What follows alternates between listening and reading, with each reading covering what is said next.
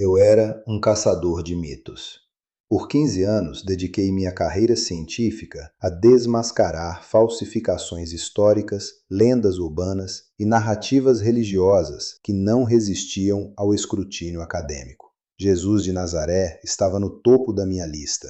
Um carpinteiro analfabeto de uma aldeia esquecida que supostamente virou o mundo de cabeça para baixo? Por favor. Eu tinha um PhD em História Antiga, acesso aos melhores arquivos arqueológicos do mundo e uma reputação construída sobre evidências sólidas como pedra. Minha missão era simples: encontrar as 7 provas definitivas de que Jesus Cristo era apenas mais um mito mediterrâneo. O que aconteceu depois mudou não só minha carreira, mas minha vida inteira, porque as 7 provas que encontrei provaram exatamente o contrário do que eu esperava. E hoje, pela primeira vez em público, vou mostrar exatamente o que descobri. Prepare-se, porque algumas dessas evidências vão chocar até os cristãos mais fervorosos. E se você é cético, como eu era, talvez seja a hora de questionar suas próprias certezas. Antes de começarmos, quero que você saiba algo. Eu oro por cada pessoa que assiste este canal, cada comentário, cada dúvida, cada busca sincera pela verdade. Se você ainda não se inscreveu, faça isso agora. Você faz parte desta jornada investigativa. Pai, que cada palavra aqui dita seja guiada pela verdade, que os céticos encontrem evidências, que os crentes encontrem fortalecimento e que todos nós encontremos coragem para seguir aonde a evidência nos levar, independente de nossas preconcepções. Amém. Agora deixe-me contar como um homem que dedicou 15 anos tentando provar que Jesus era mito, descobriu que estava completamente errado. Começarei com dados puros e duros, porque é disso que a ciência é feita. Em 2019, quando iniciei minha investigação definitiva sobre o mito de Jesus, eu tinha acesso privilegiado aos arquivos do Instituto de Arqueologia da Universidade Hebraica de Jerusalém, aos manuscritos da Biblioteca Chester Beatty em Dublin e a análises forenses que nem todos os pesquisadores conseguem consultar. Meu plano era metódico. Encontraria as inconsistências históricas, os anacronismos culturais, as impossibilidades arqueológicas que provariam que Jesus foi uma invenção posterior. O primeiro lugar onde procurei foi o registro histórico não cristão. Se Jesus fosse um mito, pensei, não haveria menções independentes fora dos textos cristãos. Esta era minha primeira linha de ataque. Comecei com Cornélios Tácitos, o historiador romano que odiava cristãos com paixão visceral. Em seus anais, escrito por volta de 116 d.C., Tácitos menciona que Nero culpou os cristãos pelo incêndio de Roma, descrevendo-os como seguidores de Cristos, executado durante o reinado de Tibério pelo procurador Pôncio Pilatos. Aqui estava meu primeiro problema. Tácitos não tinha nenhum motivo para inventar ou perpetuar uma lenda cristã. Pelo contrário, ele os considerava uma superstição perniciosa. Mas ele registrou Jesus como figura histórica real. Fui então para Gaius Plínius Secundus, Plínio o Jovem. Em uma carta ao imperador Trajano, por volta de 112 d.C., ele descreve cristãos cantando hinos a Cristo como a um Deus e se recusando a adorar a imagem do imperador, mesmo sob tortura. Novamente, fonte hostil, confirmando não apenas a existência histórica de Jesus, mas sua deificação pelos primeiros seguidores. O terceiro registro não cristão veio do historiador judeu Flávio Joséfo. No Testemunho Flaviano, mesmo removendo as possíveis interpolações cristãs posteriores, resta um núcleo autêntico que descreve Jesus como um homem sábio e fazedor de obras maravilhosas, executado por Pilatos. Mais importante ainda, em outro trecho indiscutivelmente autêntico, Joséfo menciona a execução de Tiago, irmão de Jesus, chamado Cristo. 3 fontes independentes, 2 hostis ao cristianismo, confirmando a existência histórica de Jesus no primeiro século. Eu estava procurando por mitos e encontrando história documentada. mas isso era apenas o começo. Minha segunda linha de investigação focou na arqueologia da Palestina do primeiro século. Se Jesus fosse uma invenção posterior, pensei, os detalhes geográficos e culturais dos evangelhos conteriam anacronismos óbvios. Pessoas escrevendo décadas ou séculos depois cometeriam erros sobre lugares, costumes, situações políticas. Passei 3 meses em Israel examinando escavações arqueológicas. A primeira descoberta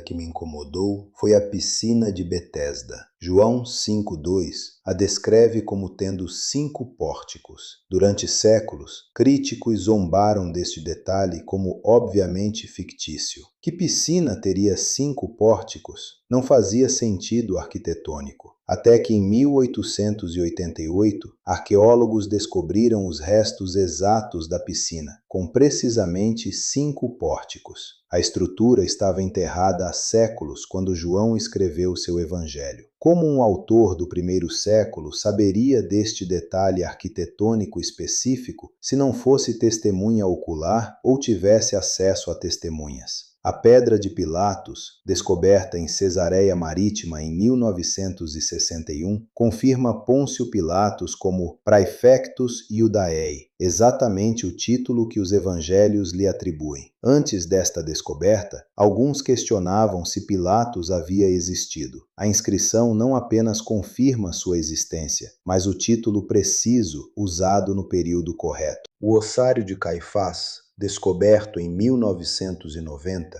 pertence à família do sumo sacerdote que interrogou Jesus. O ossuário contém os ossos de um homem de cerca de 60 anos, consistente com Caifás histórico. Os detalhes dos evangelhos sobre o julgamento religioso ganham contexto arqueológico tangível. Cada escavação confirmava detalhes específicos que um autor posterior, inventando uma lenda, não poderia conhecer com tal precisão. A terceira prova veio de uma fonte totalmente inesperada: papiros mágicos egípcios. Estes textos de magia pagã, datados entre os séculos II e V depois de Cristo, invocam repetidamente o nome de Jesus em feitiços e encantamentos. O papiro mágico de Paris contém múltiplas referências a Jesus, o Deus dos Hebreus. O que isso significa? Magos pagãos, que não tinham interesse em promover o cristianismo, consideravam Jesus uma figura poderosa o suficiente para invocar em seus rituais. Eles não estavam adorando Jesus, estavam usando seu nome como fonte de poder mágico. Isso só faria sentido se Jesus fosse amplamente reconhecido como figura histórica real, com reputação sobrenatural estabelecida. Você não invoca mitos em magia séria. Aqui preciso confessar algo que nunca compartilhei publicamente antes. Durante esses meses de pesquisa intensiva, algo começou a mudar em mim. Não espiritualmente, ainda não, mas intelectualmente. A integridade científica que me definia estava sendo testada. As evidências não estavam indo na direção que eu esperava. E aí descobri uma ferramenta que transformou completamente minha metodologia de pesquisa. Todo dia, antes mesmo de abrir meus livros de referência, comecei a usar um aplicativo no meu celular que me dava acesso a textos primários, análises arqueológicas e conexões entre evidências que eu jamais teria feito sozinho. Não era apenas estudo acadêmico, era uma investigação diária sistemática que me mantinha focado e organizado. Esta disciplina diária de mergulhar nas fontes primárias, de examinar as evidências com rigor científico, se tornou o fundamento de toda a minha transformação. Deixei o link nos comentários fixados se você quiser ver como estruturo minha pesquisa diária. Mas continuemos, porque a quarta evidência quase me fez abandonar o projeto inteiro. A quarta prova surgiu quando comecei a analisar as genealogias de Jesus nos evangelhos de Mateus e Lucas. Inicialmente, pensei ter encontrado minha smoking gun. As duas genealogias são diferentes. Mateus traça 28 gerações de Abraão a Jesus. Lucas traça 77. Mateus passa por Salomão, Lucas por Natã. Inconsistência óbvia, pensei. prova de que os evangelhos são construções posteriores, não registros históricos. Mas quando mergulhei na cultura judaica do primeiro século, descobri algo fascinante. As genealogias judaicas tinham propósitos específicos e seguiam convenções que eu, como pesquisador moderno ocidental, não compreendia. Mateus está traçando a linhagem legal de José, a linha real davídica que daria a Jesus direito legal ao trono. Lucas está traçando a linhagem biológica através de Maria, mostrando descendência sanguínea de Davi. Esta distinção entre linhagem legal e biológica era fundamental na cultura judaica. Mais ainda, descobri registros no Talmud babilônico mencionando disputas sobre genealogias messiânicas no primeiro século. Os judeus mantinham registros meticulosos de linhagens davídicas especificamente para identificar o Messias prometido. As genealogias dos evangelhos não são inconsistências, são complementares, seguindo convenções culturais precisas que um falsificador posterior não conheceria, nem se preocuparia em seguir corretamente. A quinta evidência veio da análise linguística dos evangelhos. Durante décadas, críticos argumentaram que os evangelhos foram escritos muito tarde para conter memórias históricas precisas. Marcos, diziam, foi escrito depois de 70 porque prevê a destruição do templo. João foi escrito no século II. Se verdade, os evangelhos seriam lendas tardias, não biografias contemporâneas. Mas estudos linguísticos recentes revelaram camadas de tradição oral muito mais antigas nos textos. O Evangelho de Marcos contém aramaísmos, construções gramaticais aramaicas traduzidas literalmente para o grego. Talita com, menina, levante-se. Efata, abra-se. Eloi, Eloi, lema sabachthani. Deus meu, por que me abandonaste? Estas não são invenções literárias, são memórias linguísticas preservadas. Mais significativo ainda, análise computacional dos padrões de fala atribuídos a Jesus nos evangelhos revela consistência estilística notável. Jesus usa paralogismos, parábolas, técnicas mnemônicas judaicas, estruturas poéticas em aramaico que se perderam na tradução grega. Um autor inventando discursos décadas depois não criaria estes padrões linguísticos específicos com tal consistência.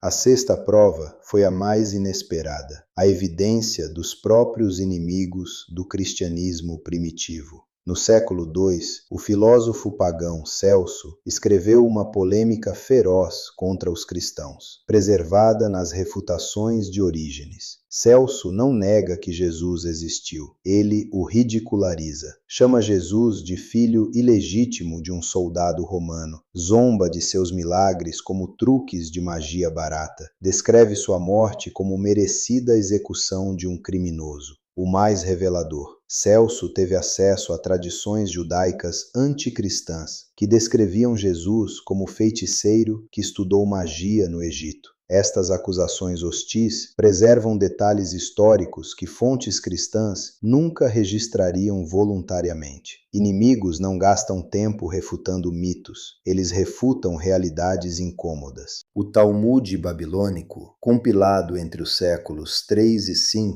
mas preservando tradições muito mais antigas, contém referências hostis a Yeshu HaNatzri, Jesus de Nazaré, não como mito, mas como falso profeta real que foi justamente executado. As fontes judaicas antigas nunca questionaram se Jesus existiu, questionaram se ele era quem afirmava ser. Esta distinção é crucial. Se Jesus fosse invenção cristã, os oponentes judeus teriam simplesmente negado sua existência histórica. Em vez disso, criaram narrativas alternativas, explicando quem ele realmente era. Isso pressupõe existência histórica não disputada. A sétima e última prova foi simultaneamente a mais simples e a mais devastadora para minha tese original: o fenômeno sociológico do movimento cristão primitivo. Movimentos religiosos, baseados em figuras míticas, se desenvolvem gradualmente ao longo de gerações. Personagens lendários acumulam camadas de tradição com o tempo. Heróis míticos começam como humanos normais e são gradualmente divinizados. Com Jesus, vemos o padrão inverso.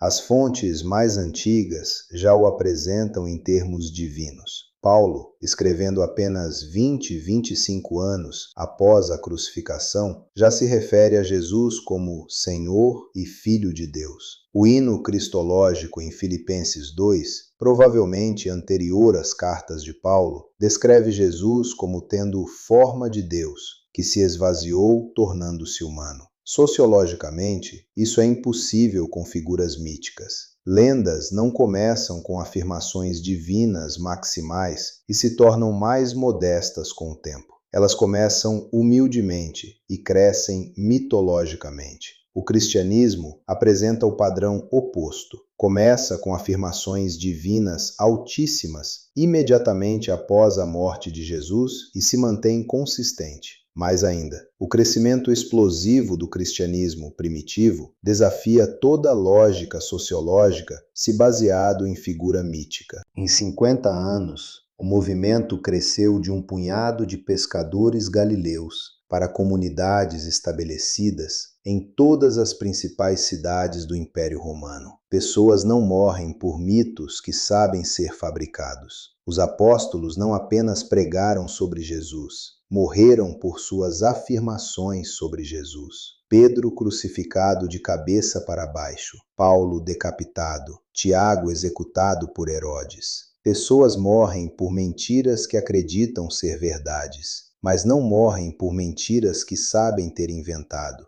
Se Jesus fosse fabricação apostólica, pelo menos um dos discípulos teria quebrado sob perseguição e admitido a farsa. Nenhum o fez. Chegamos ao fim da minha investigação. 7 provas que eu esperava encontrar contra a historicidade de Jesus. 7 evidências que encontrei a favor. E agora preciso fazer uma pergunta pessoal para você, porque sei que há alguém assistindo que está exatamente onde eu estava 3 anos atrás. Cético, intelectualmente honesto, genuinamente procurando pela verdade. Talvez você tenha crescido ouvindo que fé e razão são inimigas. Talvez acredite que ser inteligente significa rejeitar o sobrenatural. Talvez pense que aceitar Jesus significa desligar o cérebro. Eu pensava exatamente isso. Então, deixe-me perguntar: você tem coragem intelectual suficiente para seguir as evidências aonde elas levam, mesmo que seja um lugar que você não esperava? Mesmo que desafie tudo o que você pensava saber sobre religião, sobre história, sobre a natureza da realidade? Porque foi exatamente isso que tive que fazer,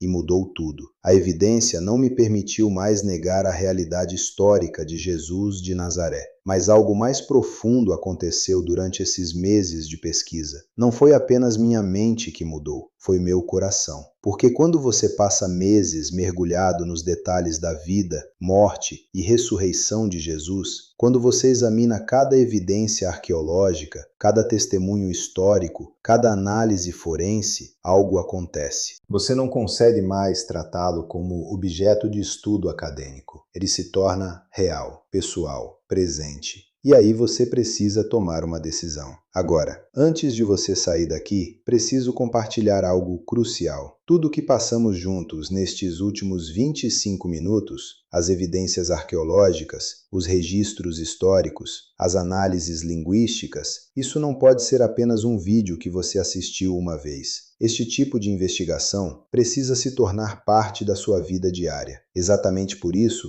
coloquei algo nos comentários fixados. A mesma ferramenta que uso todas as manhãs. a que mencionei quando estava no meio da minha pesquisa mais intensa. Ela pega tudo o que discutimos hoje e transforma em uma prática diária de descoberta. Não uma vez por semana no YouTube, mas todo santo dia. Evidências arqueológicas, textos primários, análises históricas, tudo na palma da sua mão. Vá até os comentários fixados agora, não amanhã, não depois, agora. Porque a diferença entre conhecer sobre Jesus e conhecer Jesus está na disciplina diária de investigação sincera. Se este vídeo mudou como você vê as evidências históricas do cristianismo, se inscreva no canal. Toda semana vou fundo em pesquisas que a maioria das pessoas nunca vê. E uma última coisa, enquanto você está sentindo o peso destas evidências, pense em uma pessoa, apenas uma, alguém que está lutando com dúvidas, alguém que acha que fé e inteligência são incompatíveis,